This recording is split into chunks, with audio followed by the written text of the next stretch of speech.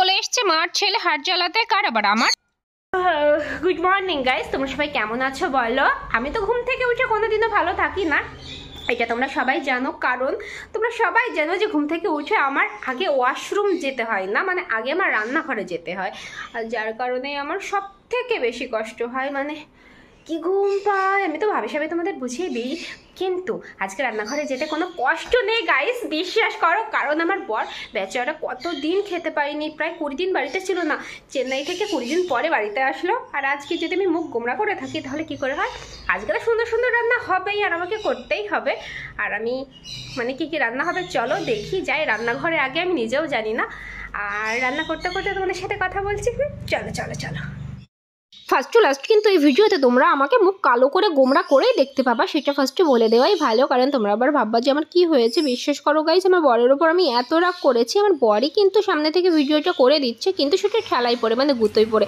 আর আমি মুখ গোমরা করে গোমরাচ্ছিলাম, আর রাগ করছিলাম, রাগ দেখাচ্ছিলাম। এই যে ইলিশটা দেখতে পাচ্ছ, এটা কিন্তু 1.5 কেজি ওজনের বাংলার ইলিশ। আমি ভেবেছিলাম গোটা মাছটা তোমাদের সাথে ভিডিও করব, শেয়ার করব, তারপরে আমার বরকে দিয়ে কাটতে পাঠাবো, কারণ আমি মাছ কাটতে পারি না।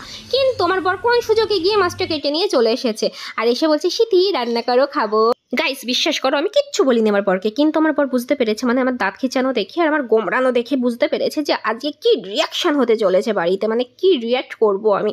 যাই হোক, আমি চুপচাপ রান্না করছিলাম, আমার বর চুপচাপ ভিডিও করছিল। আমি বারবার বলছিলাম একদম ভিডিও করবে না, একদম ভিডিও করতে হবে না।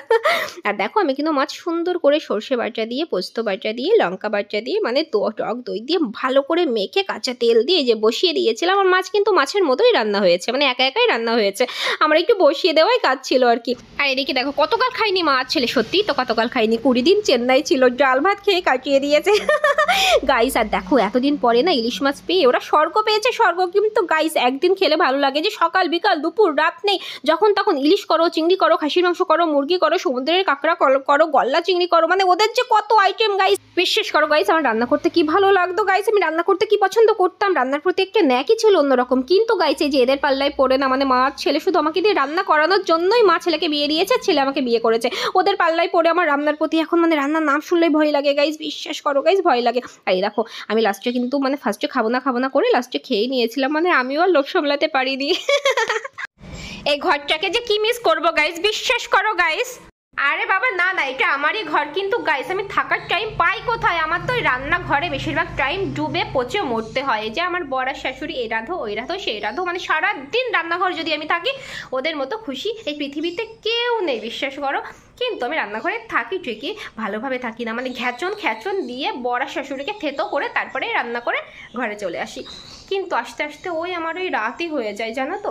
আর যাই হোক এ কদিন তো বেশ আরামে এই ঘরে লাফালাফি ঝাপাঝাপি করেছি আর কি, তোমাদের সাথে শেয়ারও করেছি। আর এখন রান্নাঘরে কি করি আর কি, আর কি রান্না করছি, শাশুড়িকে আর বরকে কী করে ট্রাইট দিচ্ছি, সব কিছু তোমাদের সাথে শেয়ার করব। আর লাইক করো, কমেন্ট করো, শেয়ার করো, আর কি করবে সাবস্ক্রাইব করে বেল আইকন অবশ্যই ক্লিক করবে আমার প্রত্যেকটা ভিডিও, তাহলে তোমরা দেখতে পাবে, না হলে কিন্তু দেখতে পাবে না। কইয়া দিলাম, ভালো করে কানে ঢুকাইয়া নাও।